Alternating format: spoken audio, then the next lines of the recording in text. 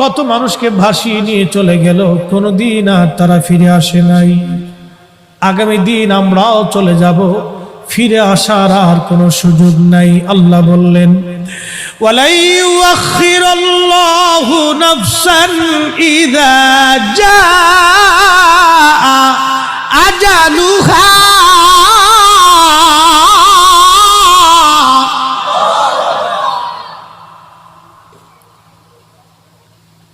আল্লাহ ডেকে বলেন বান্দারে, হায়াত শেষ হয়ে গেলে দুনিয়াতে এক সেকেন্ড থাকার মতো আর সুযোগ তোমার নাই।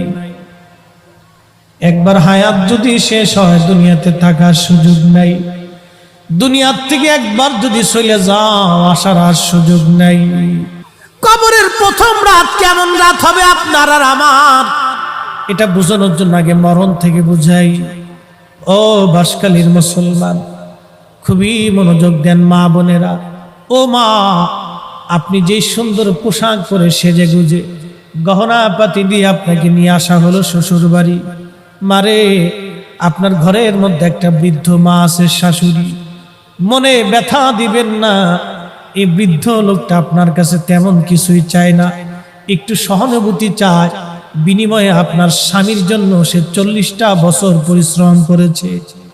ও বোন, আপনাকে বলছি, এই বৃদ্ধ মাটাকে আপনি ব্যথা দিবেন না। এই বৃদ্ধ মাটা আপনার স্বামীর পিছনে 40 বছর পরিশ্রম করেছে। পেটে ধারণ থেকে শুরু করে ওকে মানুষ পর্যন্ত বানাইতে একটা মায়ের হাড় ভাঙ্গনি খাটুনি খেটে বৃদ্ধ হয়ে গেছে আজ। সে কিছুই চায় না রে বোন, আপনার কাছে মাত্র একটু সহানুভূতি আর ভালোবাসা চায়। মনে ব্যথা দিয়েন না, ওনাকে ব্যথা দিলে মালিক বেজার হয়ে যাবে। মালিক, ও বোন, আজকে আপনি আসছেন এই দুনিয়াতে, এই বাড়িতে। আগামী দিন এই বাড়ি থেকে আপনাকে নিয়ে যাওয়া হবে সাদা পোশাকে। আপনার দামি দামি গহনাগুলি রেখে যাওয়া হবে। বাংলাদেশে একজন ধনী মারা গেল করোনায়। আহা, করোনার সময় মানুষ চেনা গেছে। একজন ধনী করোনার সময় মারা গেল। এই ধনী যখন করোনায় মারা গেল, মারা যাওয়ার সময় সে কয়েক হাজার কোটি টাকার সম্পদ রেখে গেছে। 1 টাকা 2 টাকা না, কয়েক হাজার কোটি টাকা। একজন ধনী মারা গেল 80,000 কোটি টাকা রেখে। 80,000 কোটি টাকা। এখানে সবাইকেও যদি বান্ডিল ধরে মাথায় বাঁধতে বস্তায় দেওয়া হয়, তারপরে মাথায় করে নিতে পারবেন না। 80,000 কোটি টাকা রেখে কবরে চলে গেল একজন ধনী। এরকম হাজার হাজার ধনীরা কোটি কোটি কোটি কোটি টাকা রেখে কবরে চলে গেল। করোনার সময় কবরে তারে নিয়ে যাওয়া হলো। ছেলেরা ওই যে সংস্থাদেরকে ফোন দিয়ে বলল, আপনারা আমার বাবার সৎ কাজ করে দেন, করোনা হয়েছে, আমরা কাছে যেতে পারবো না। স্ত্রী গেল না, ছেলে গেল না, বেটার বউ গেল না, নাতিরা কাছে গেল না। তার মানে তার জীবনটাই 16 আনা বৃথা হয়ে গেল। তার জীবনের 4 পয়সাও কোনো দাম নাই। কথা কন ঠিক কিনা? এই মরণের যন্ত্রণাটা কেমন ভয়াবহ, আপনাকে এই মরণের যন্ত্রণাটা বুঝাই। তারপরে কবরের প্রথম রাতের দিকে ফিরে যাচ্ছি, খুব মনোযোগ দিয়েন। এই কবরের মৃত্যুর যন্ত্রণা কেমন ভয়াবহ হবে তার একটা বাস্তব নিদর্শন আমি নবীর জবান থেকে শোনাই। আল্লাহর নবী বলেন, সাহাবীরা রে, একটা উট জবাই দেওয়ার পরে, উট জবাই বিহীন, চামড়া সিলাইলে, চামড়া ছুটাইলে যেমন উটের কষ্ট হয়, অর্থাৎ আপনি জিন্দা আপনার হাত পা বেঁধে যদি আমরা বেলেট দিয়ে আপনার চামড়া ছুটাই ফেলাই, আপনার যেমন পরিমাণে যন্ত্রণা হবে, কষ্ট হবে, ব্যথা হবে। উট আপনি জবাই দিলেন না, কিন্তু চামড়া সিলাইলেন, ওই উটটার যেমন করে যন্ত্রণা হবে, নবীজি বললেন বেঈমান কুফার আর মুনাফিকদের মৃত্যুর যন্ত্রণা এরকম ভয়াবহ হবে। একটা উটকে 100 বার চামড়া সিলাইলে যত বড় ভয়াবহ হবে, আহা 100 বার জীবন্ত চামড়া সিলাইলে যত কঠিন মৃত্যু হয়। একজন কুফার আর বেঈমান একজন মুনাফিক আর বদকার, আর একজন ফাসিক আর জালেম জুলুমবাজ, একজন ঘুষখোর আর সুদখোর হারাম করার জন্য আল্লাহর মৃত্যুটাও এরকম ভয়াবহ হবে। মৃত্যু এরকম ভয়াবহ, বড় কঠিন হবে, বড় কঠিন হবে। কিন্তু ইমানদারদের মরণ কেমন হবে আল্লাহ কোরআনে বললেন, ইয়া আইয়াতুহান নাফসুল মুতমাইন্না তিরজিই ইলা রাব্বিকি রাদিয়াতাম মারদিয়া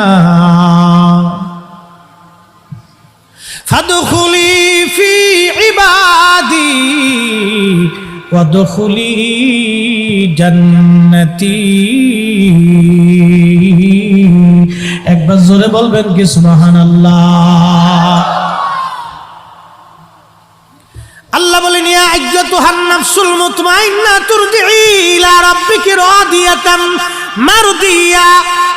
হে নফসে মুতমাইন্না, প্রশান্ত আত্মা, তুমি যে সুদ খাও নাই, ঘুষ খাও নাই, মানুষ ঠকাও নাই, নামাজ ছাড়ো নাই, দুরূদ ভুলো নাই, নবীর সুন্নাত বলো নাই, আহলে সুন্নাত ওয়াল জামাতের আকীদা ছেড়ে অন্য আকীদায় যাও নাই। ও নফসে মুতমাইন্না, তুমি যে আল্লাহকে খুশি করছো, আল্লাহর নবীকে রাজি করছো, তুমি আসো, আমি আল্লাহর সন্তুষ্টির দিকে ফিরে আসো। আমার ইবাদত গুজারি বান্দারা যে জান্নাতের মধ্যে আছে, তুমি সেই জান্নাতের দিকে আসো। সুবহানাল্লাহ বলা যাবে? এই মানুষগুলিকে আল্লাহ পাক ডাক দিবে, আসো। তখন ওই রূহটা বের হয়ে আসে। মৃত্যুটা কেমন হবে? নবীজি বলেন, সাহাবীরা রে, ইমানদারের মৌত বাচ্চাটাকে কোলের মধ্যে নিয়ে মা দুলিয়ে দুলিয়ে দুলিয়ে দুলিয়ে দুলিয়ে দুলিয়ে ঘুম পাড়াইলে একটা বাচ্চা বুঝতেই পারে না বাবার কোলের মধ্যে, মায়ের কোলের মধ্যে সে ঘুমায় পড়েছে। আল্লাহর হাবিব ডেকে বলেন, সাহাবীরা রে, আমার ইমানদার উম্মতের মরণটা এরকম হবে, সে বুঝতেই পারবে না তার মরণ হয়ে গেছে। একবার জোরে বলবেন কি আল্লাহু আকবার। ইমানদারের মরণের পরে ঘায় কপাল থেকে ঘাম আসে। কি আসে? ঘাম এসে যায়। আর বেঈমান মারা যাওয়ার সময় প্রস্রাব পায়খানা, রাস্তা দিয়ে প্রস্রাব পায়খানা চলে আসে, মুখ থেকে রক্ত বমি টমি এগুলি আসতে পারে, গুংরাইতে থাকে। ওই নফসটা নফসে মুতমাইন্না, নফসে মানে গুনাহগার নফস যেটা, এটা পায়ের তলা থেকে মাথার চান্দি পর্যন্ত পালাইতে থাকে। একবার চান্দিতে পালায়, একবার হাতের নখের মধ্যে পালায়, চামড়ার ভিতরে পালায়, পায়ের ভিতরে পালায়, শরীরের গোশতের মধ্যে পালায়। সে দৌড়াদৌড়ি ছুটাছুটি করতে থাকে, কিন্তু আজরাইলের হাত থেকে ছুটার কোনো সুযোগ নাই। আল্লাহ বললেন, সুম্মা তুরাদ্দুনা ইলা আলিমিল গায়বি ওয়াশ শাহাদাত। আল্লাহ রাব্বুল আলামিন বলতেছেন, আমার বান্দারা তোমরা শোনো, শোনো আমার বান্দা, কি হবে তোমার সেই দিন? আমি আল্লাহর দিকে তোমাকে আসতে হবে। কোন আল্লাহ? ইলা আলিমিল গায়ব, সেই আল্লাহ যিনি গায়েবের খবর জানেন, ওয়াস শাহাদাত, প্রকাশ্যটাও জানেন, গোপনেরটাও জানেন, গোপনেও জানেন, গোপনেও জানেন, গোপনেও জানেন, গোপনেও জানেন। জঙ্গলের মধ্যে একা একা লুকিয়ে লুকিয়ে গুনাহ করেছেন, আপনি বাথরুমে একা একা লুকিয়ে লুকিয়ে গুনাহ করেছেন, আপনি পতিতালয়ে গোপনে গোপনে জেনা করেছেন, পৃথিবীর কেউ না জানলেও আমার মালিক আমার আল্লাহ জানে, আমার আল্লাহ জানে, ওপেনটাও জানে, গোপনটাও জানে। এরপরে আল্লাহ বলতেছেন, ফায়ুনাব্বিউকুম বিমা কুনতুম তা'মালুন।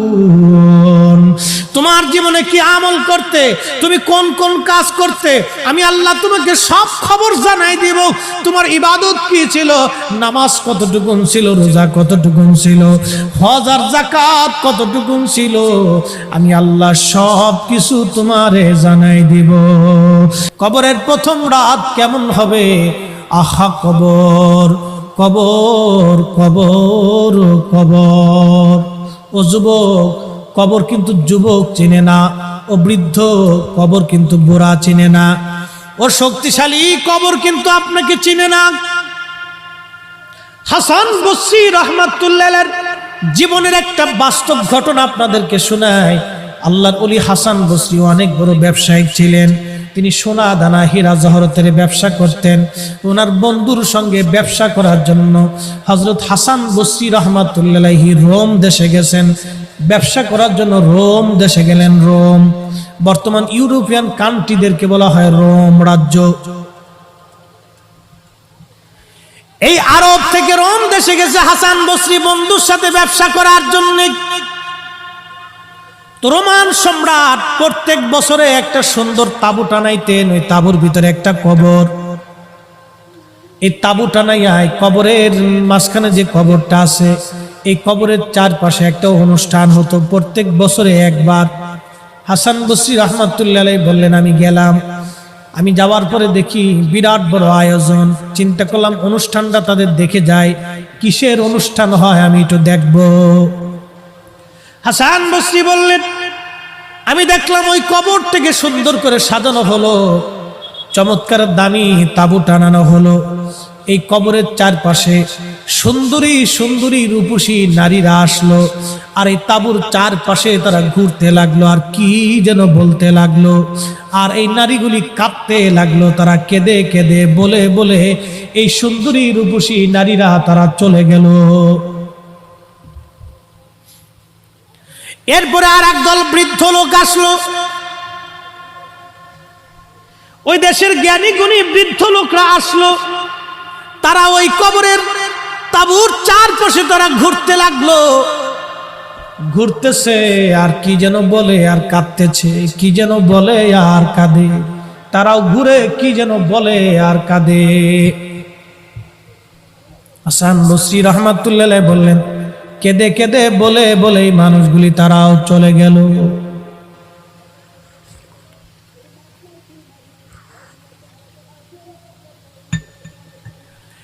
এই বৃদ্ধ জ্ঞানীরাও চলে গেল। এরপরে বিরাট বড় সেনা দল আসলো। অস্ত্র শস্ত্রে সজ্জিত হয়ে এই সেনা বাহিনীর লোকেরা চারপাশে ঘুরতে লাগলো। ওরাও কি যেন বললো আর কাঁদতে লাগলো। এরপরে ওরাও তাঁবুর চারপাশে ঘুরে ঘুরে চলে গেল। এরপরে রাজা আর রানী দুইজনে আসলো। তারাও তাঁবুর চারপাশ দিয়ে ঘুরতে লাগলো আর কাঁদতে লাগলো আর কি জন্য বলে বলে তারাও চলে গেল। হাসান বসরি বন্ধুকে ডেকে বলেন, বন্ধু তুমি তো তাদের ভাষা জানো, আজকে এই ঘটনার ব্যাখ্যাটা দয়া করে আমাকে বলবানি রে বন্ধু। বন্ধু বলল, হ্যাঁ হাসান তোমাকে বলতেছি শোনো। হযরতে হাসানকে বন্ধু ডাক দিয়ে বলতেছেন, বন্ধুরে শোনো, যেই কবরটা দেখতেছে এই কবরটা হলো এই দেশের রাজার সন্তান, বড় সন্তানের কবর। এই ছেলেটা মারা গেছে। ছেলের কবরের উপরে প্রত্যেক বছরে রাজা তাঁবু টানায় একটা অনুষ্ঠান করে, কবরটাকে সুন্দর করে সাজায়। সাজাইয়া এই তাঁবুটাকে টানাইয়া খুব সুন্দর করে তারা একটা অনুষ্ঠান করে। অনুষ্ঠান করে ছেলেটাকে কবরের চারপাশ দিয়ে সর্বপ্রথম যে সুন্দরী সুন্দরী নারী দেখছো রে হাসান, এই নারীগুলি হলো এই রোম রাজ্যের সবচেয়ে সুন্দরী রূপসী নারী।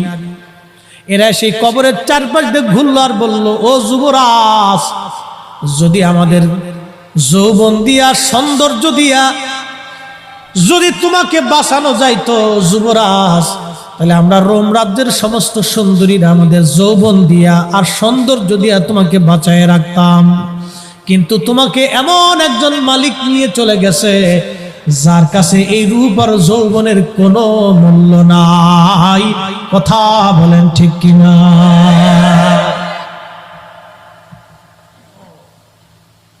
হ্যাঁ বাসকালীর মুসলমান, চেহারা দেখে আল্লাহ জান্নাত দিবে না। দেবে? চেহারা দেখে জান্নাত দিবে না, জমিদারি আর টাকা দেখে জান্নাত দিবে না, ক্ষমতার অহংকার দেখে।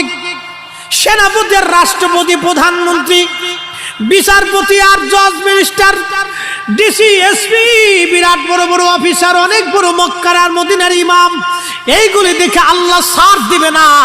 সার হবে দুই জিনিসে, ইমানে আমলে, ইমানে আমলে, ইমানে আমলে। ঈমান আহলে সুন্নাত ওয়াল জামাত ছিল কিনা, কলিজার ভিতরে রাসূল প্রেম ছিল কিনা। নবীর প্রেম যদি কারো কলিজার মধ্যে থাকে, ভালোবাসা থাকবে, ওই উম্মত হাসতে হাসতে খোদার জান্নাতে চলে যাবে।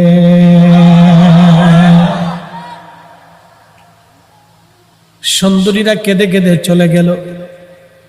এরপরে হাসান বসরি বললেন, বন্ধু তারপরে ওই যে বৃদ্ধ জ্বালা তারা কারা? বলে, বন্ধু এই বৃদ্ধরা হলো এই দেশের সবচেয়ে বড় বড় জ্ঞানী গুণী সায়েন্টিস্ট, বড় বড় ডক্টর এবং ডাক্তার, বড় বড় কবিরাজ, দার্শনিক, জ্যোতির্বিদ। এরা আসলো, এরা চারপাশ দিয়ে কাঁদলো আর বললো, যুবরাজ যদি জ্ঞান দিয়া আর মেধা দিয়া যদি আপনাকে বাঁচানো সম্ভব হতো, তাহলে আমরা সমস্ত জ্ঞান আর মেধা দিয়ে আপনাকে বাঁচানোর চেষ্টা করতাম। ও যুবরাজ, আপনাকে এমন একজন নিয়ে চলে গেছে যার কাছে আমাদের এই সামান্য জ্ঞান আর মেধা কোনো 4 পয়সাও মূল্য নাই। একবার জোরে বলবেন আল্লাহু আকবার।